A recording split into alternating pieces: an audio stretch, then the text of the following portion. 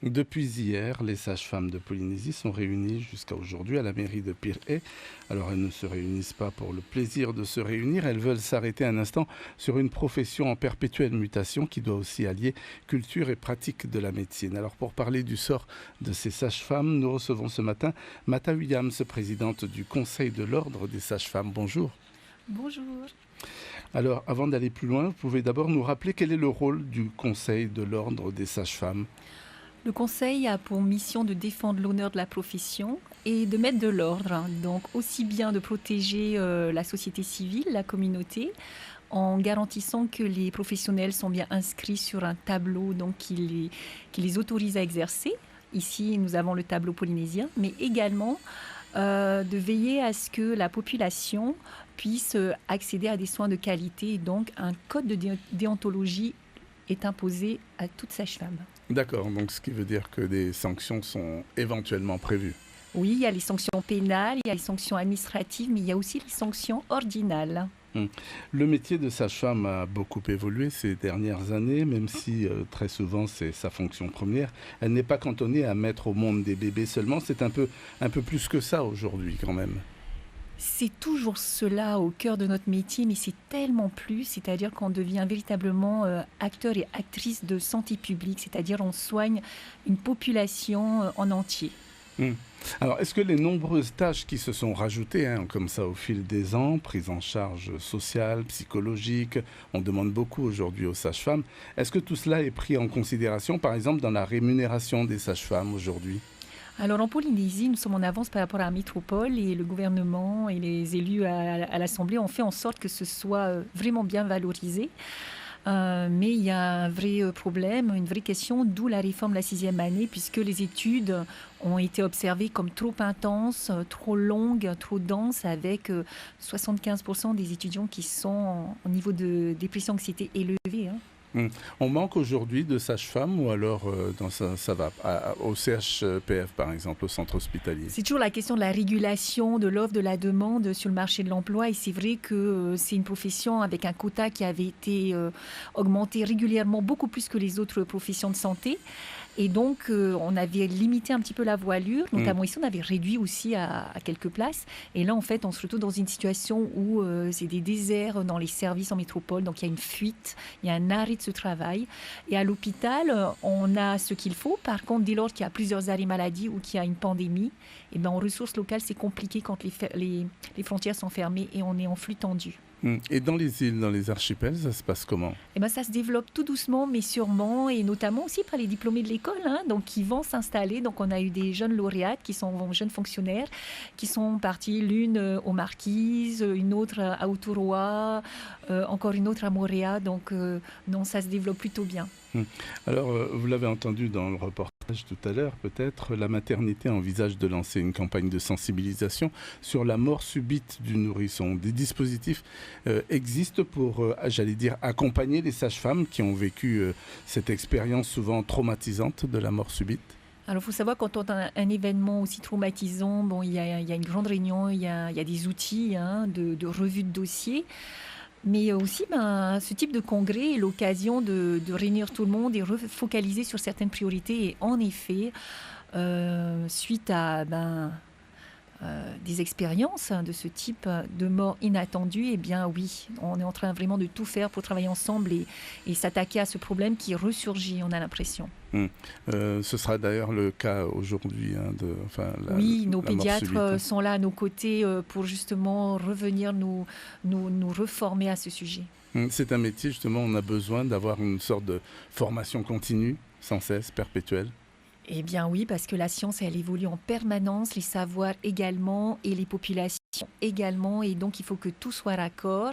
Et on ne peut pas ne pas avoir un niveau d'exigence élevé parce que ce n'est pas un moteur qui casse, c'est une vie. Et nous, c'est 2 vies. Et même, c'est toute une famille qui peut être détruite ou en grande souffrance. On évoquait tout à l'heure la mutation, justement, de cette profession. Vous regardez ce qui se fait ailleurs, les différentes techniques ?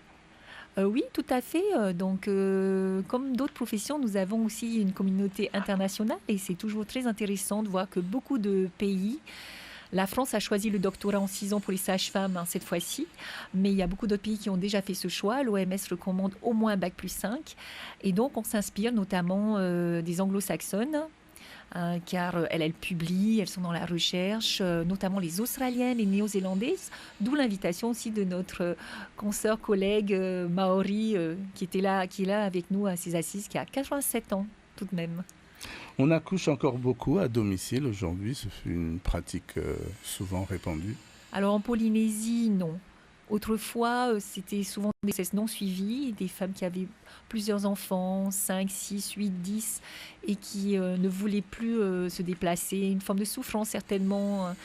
Et donc aujourd'hui, non, les jeunes générations ont bien intégré le fait qu'il y avait quand même des risques.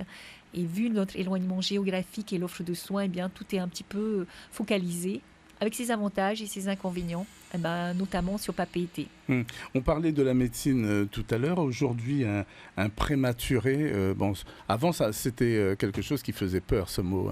C'était pratiquement une demi-mort, quoi. Aujourd'hui, les grands prématurés même sont bien pris en charge. Oui, dans toutes les équipes. Et ici, l'équipe à l'hôpital du Taoné a l'habitude de prendre en charge des tout petits, ce qu'on appelle même des prématurissimes. Donc ils sont vraiment à la limite presque de la viabilité. Donc on choisit le seuil où, entre le moins de séquelles possible. Voilà. Donc non, les chances sont nettement mieux, 90% de survie sans séquelles selon le terme. Aujourd'hui, la profession de sage-femme attire les jeunes. C'est une grande question parce que, par exemple, 20% des places n'ont pas été pourvues en métropole. Il y a une perte d'attractivité. Nous avions 2 places à offrir cette année et on n'a pas rempli nos 2 places. Donc, c'est problématique. Et donc, ça attire, mais souvent, c'est beaucoup de Polynésiennes, on le voit, mais qui ont des filières avec un niveau ou des compétences qui ne sont pas forcément les meilleures pour accéder à ce type d'emploi et de métier quand même très pointu aujourd'hui. Alors, cela dit, aujourd'hui, vous encourageriez donc les jeunes à se lancer dans cette voie, devenir sage-femme ?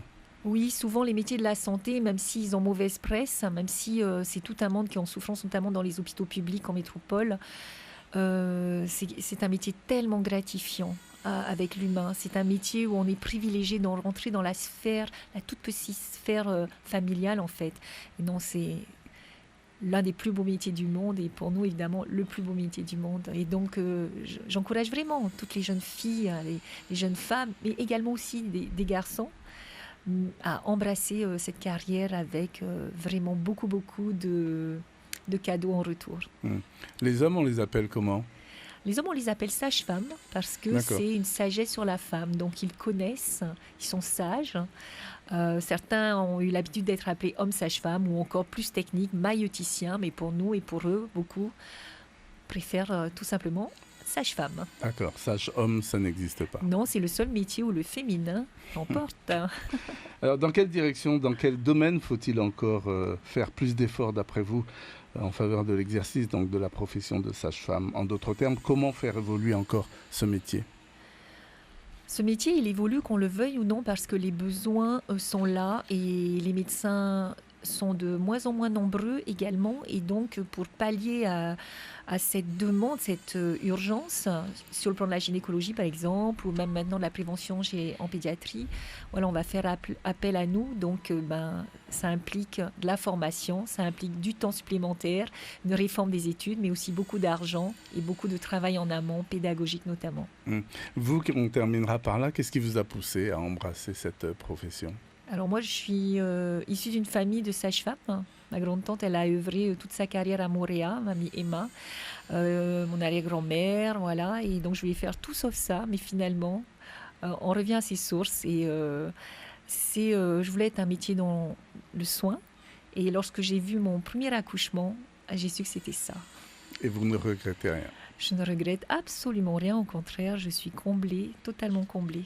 Merci beaucoup, Mata Williams, d'avoir accepté notre invitation ce matin en tant que présidente donc, du Conseil de l'Ordre des Sages-Femmes. Je rappelle que donc, les assises des sages-femmes, ça s'achève aujourd'hui, donc ça se termine du côté de la mairie de Pirée et la mort subite du nourrisson sera l'un des sujets au cœur des discussions de cette journée. Merci encore. Merci. L'invité café.